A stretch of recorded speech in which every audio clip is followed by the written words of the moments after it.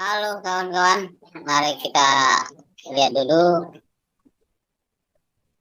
diskusi-diskusi yang diadakan oleh anak Batak, di mana jawaban-jawaban yang lugas dan mudah dicerna, sehingga banyak orang untuk mengikutinya. Jadi untuk itu kawan, marilah kita dengarkan bagaimana anak Batak menjawab semua jawaban-jawaban dari baik dari Muslim, baik dari Kristen. Untuk itu, mari kita dengarkan. Halo, selamat siang, Le, orang. Silakan. Nah, ini mengenai Marco kesamaan. coba buka dulu handsetnya karena Marco Rokoro. Ada pergerakan tadi, Le. Oh iya, silakan. Ini mau nanya singkat aja mengenai hari Sabat itu sebenarnya hari apa, Le? Hari Sabat itu hari 7. Hari Si penanya ini adalah menanyakan mengenai hari Sabat. Mari kita dengarkan jawaban daripada anak Madang. Sabat itu hari ke-7 ya. Nah, hari Iya. Sabat itu ya, hari Sabat hari ke-7. Maksudnya kan begini. Hari ke-7 itu sebenarnya hari apa? Kan banyak juga orang yang menafsirkan. Hari Sabtu ya? Sabtu. Iya, menurut ya silakan. Referensi ada kitabnya ada, Le? Ya, ada di dalam Lukas ya. Ada di dalam Lukas. Lukas sebentar ya. Jadi anak Bataknya juga menjawab dari kitab ya. Dia lagi mencari. Mari kita dengarkan apa jawabannya. Lukas 24. Tapi pagi-pagi benar pada hari pertama minggu itu mereka pergi ke kubur, mereka membawa rempah-rempah yang telah disediakan mereka. Nah, hari pertama itu kan hari Minggu, Sunday, hari matahari terbit. Nah, berarti hari kedua, Senin, Selasa, Rabu, Kamis, Jumat, Sabtu. Hari ke-7 itu jatuhnya hari Sabtu, Bang. Iya, terima kasih, Lego. Siap. Saya kan mau kembali ke Keluaran 20 ayat 8 sampai sekarang. Di mana pertama kali Allah memerintahkan untuk menguduskan dan mensucikan hari 7 atau hari Sabat. Nah, ada kasus Keluaran 20 ayat 8 ini kan harinya Tuhan lah ya. Ya. Artinya kan mungkin tadi contoh yang Le kasih tadi ayatnya kan itu kan penanggalan manusia itu Le ya. Jadi ini penanggalan siapa? Nah ini saya mau tanyakan Keluaran 20 ayat 8 ini ya kan? Ingat dan kuduskanlah hari Sabat, 6 hari lamanya engkau akan bekerja dan melakukan segala pekerjaanmu. Nah, artinya kan, ini dalam pemahaman saya ya, bahwasannya hari ke-7 saya adalah, contohnya saya bekerja dari Senin sampai Sabtu. Berarti hari ke-7 saya adalah hari Minggu. Kalau saya bekerja dari Minggu sampai Jumat, berarti Sabat saya adalah Sabtu. Nah, kalau saya bekerja Selasa sampai Kamis, berarti Sabat saya adalah hari Jumat. Gitu nggak, Le? Oke. Ya, itu kan menurut Le. Jadi, nggak apa-apa, lakukan aja yang terbaik. Lakukan aja yang terbaik, Le. Tidak ada yang menyalahkan Le, nggak ada. Cuma, kalau mau sesuai dengan Alkitabiah, hari pertama itu hari Minggu, hari ke-7 itu hari Sabtu. Nah, itu penanggalan manusia, Le bilang kan? Oke, baik. Semua yang menulis kitab suci juga manusia. Karena kita orang Kristen, kita tidak mengimani ada kitab yang jatuh dari langit. Kita tidak mengimani itu, kawan-kawan ya.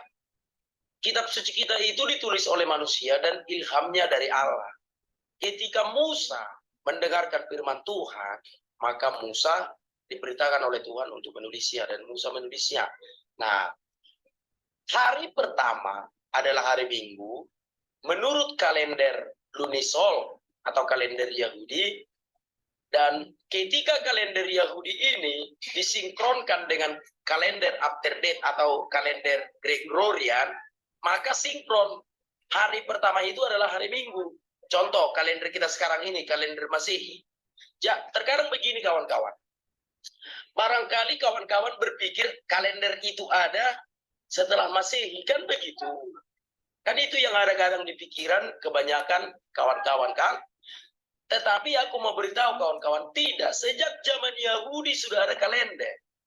Makanya sekarang tahun Yahudi itu sudah 5.700 sekian. Sementara kalender kita barulah 2023. Kan begitu. Nah, artinya adalah baik kalender Yahudi maupun kalender Masehi yang dipakai dunia ini adalah sinkron. Nah, kalender kita itu kalender after death. Setelah kematian Tuhan Yesus, barulah kalender kita dihitung. Itulah kalender Masehi.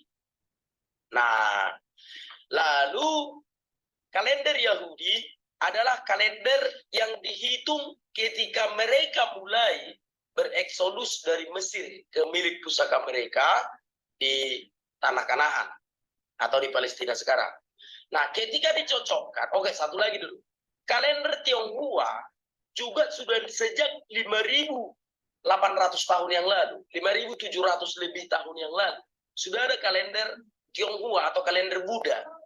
Nah, ketiga kalender ini, baik itu kalender Yahudi, baik itu kalender Buddha, maupun kalender yang kita pakai secara global di dunia ini, adalah sinkron.